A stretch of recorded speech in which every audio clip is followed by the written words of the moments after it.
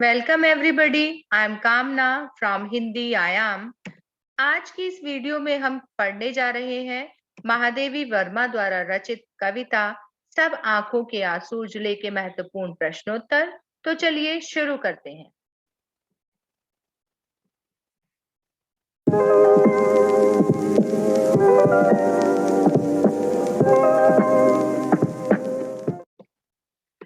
इसी क्रम में पहला प्रश्न हमारे सामने आता है, महादेवी वर्मा ने आंसुओं के लिए उजली विशेषण का प्रयोग किस संदर्भ में किया और क्यों? तो इसका उत्तर है, जो उजला शब्द है वो सादगी का, सच्चाई का और आत्मा का प्रतीक है और विभिन्न कष्टों में घिर जाने के बाद भी, विषम संकट में फंस जाने के बाद भी तथा सब कुछ खो जाने के बाद भी व्यक्ति की आंखों में भविष्य के लिए सपने होते हैं और उन सपनों में सच्चाई भी होती है और सत्य भी। उन सपनों को प्राप्त करने के लिए आंखों से जो आंसू निकलते हैं वह आंसू सत्य तथा त्याग के आंसू होते हैं और ये जो भावना है ये शाश्वत होती है, निरंतर बनी रहती है। इसलिए महादेवी ने आंसू को उजला कहा है।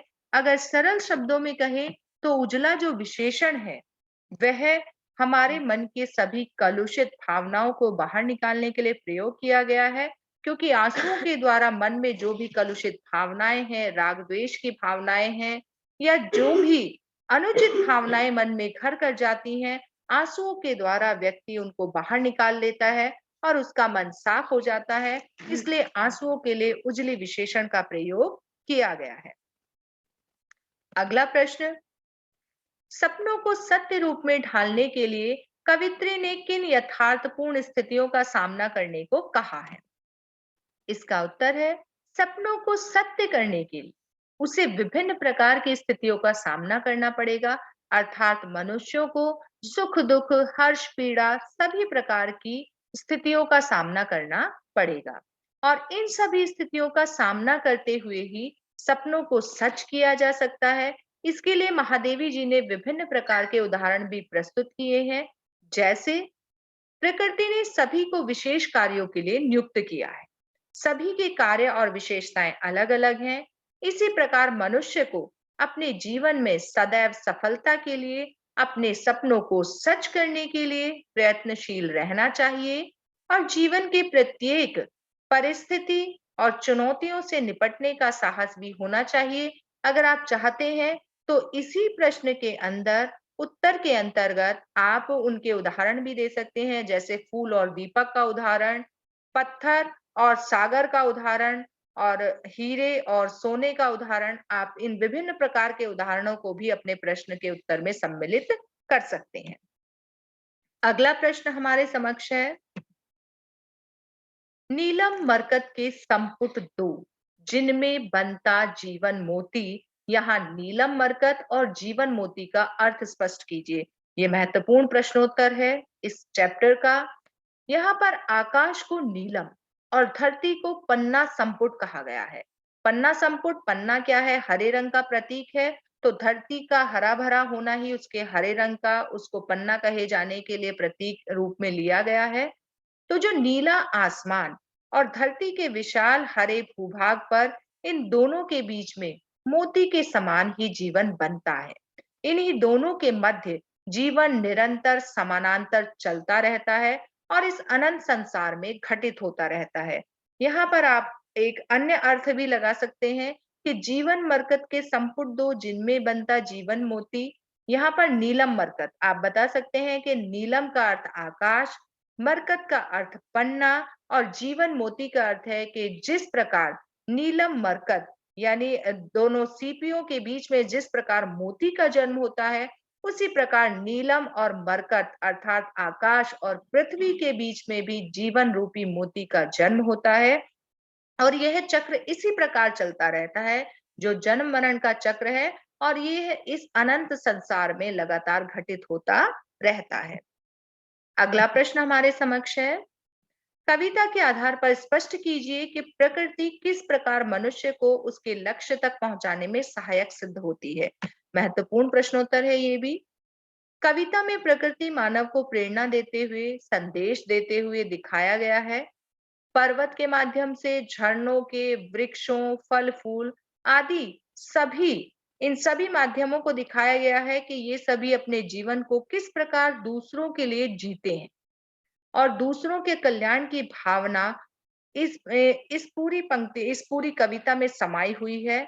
और यह सभी साक्ष्य उपलब्ध कराते हुए सहायक सिद्ध हुए हैं और इन सभी से प्रेरणा लेकर मनुष्य अपने कर्तव्य मार्ग पर चलते हुए अपने समस्त सुखों को पार कर सकता है।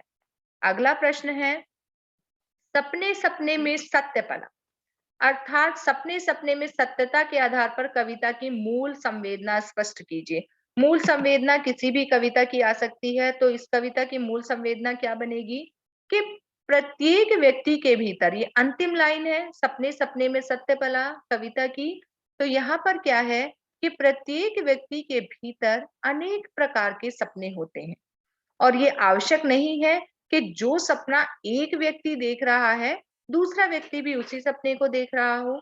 कुछ सपने अपने हित के लिए होते हैं तथा कुछ सपने दूसरों के हित के लिए होते हैं।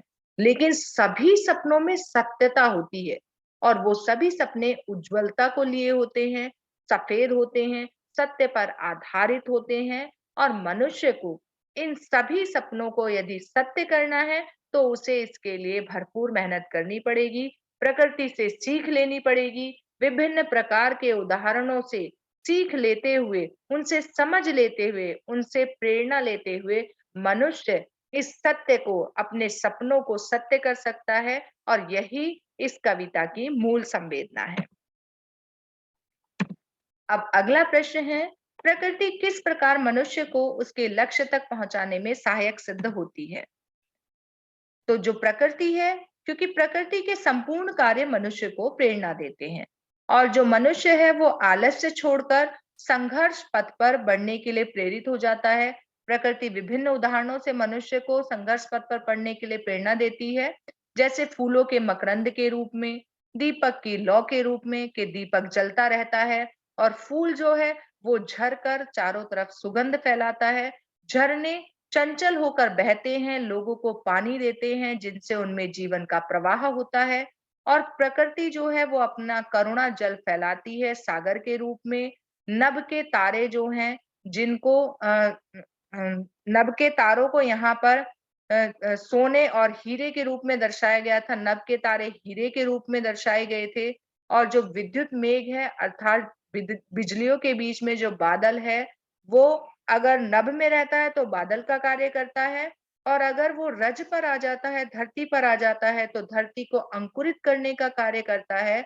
और ये सभी उपादान जो हैं वो मनुष्य को संघर्ष करके लक्ष्य तक पहुंचने की प्रेरणा देते हैं। अर्थात प्रकृति अपने इन सभी उपादानों के द्वारा, चाहे फूलों का मकरंद है, दीपक की लौ है, झरनों का बहना है, करुणा जल है सागर का, नभ के तारे हैं, विद्युत मेघ है, इन सभी के द्वारा मनुष्य को लक्ष्य तक पहुंचने की प्रेरणा देती है कि जैसे ये सभी मनुष्य को उसकी चीजों को पहुंचाने में संघर्ष करते हैं, सीधे-सीधे, ऐसा नहीं कि प्रकृति ने उन्हें दिया और सीधे वो मनुष्य तक पहुँचा दे, उसके लिए इन सबको भी, जितने भी यहाँ पर उदाहरण दिए गए हैं, इन सभी को मेहनत करनी पड़ती है।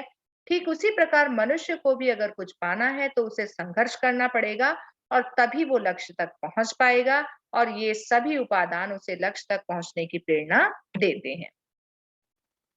अगला प्रश्न हमारे समक्ष है, तो इस प्रकार ये सारे प्रश्न इस वीडियो में मैंने कवर करे हैं, जो भी महत्वपूर्ण प्रश्नोत्तर इसके थे और मुझे उम्मीद है कि इस कविता का अर्थ जो पिछली दोनों वीडियो में मैंने समझाया है वो भी, और जो भी प्रश्नोत्तर हैं वो सब आपको अच्छे से समझ में आ गए होंगे और ये आपकी सीबीएसई सेकंड टर्म की परीक्षा के लिए बहुत ही महत्वपूर्ण और सहायक सिद्ध होंगे। और फिर भी अगर आपको किसी चीज में कोई परेशानी आती है तो आप उसे सुन सकते हैं, कमेंट बॉक्स में लिख सकते हैं और मुझसे पूछ सकते हैं, जिसका जवाब आपको शीघ्र ही दिया जाएगा।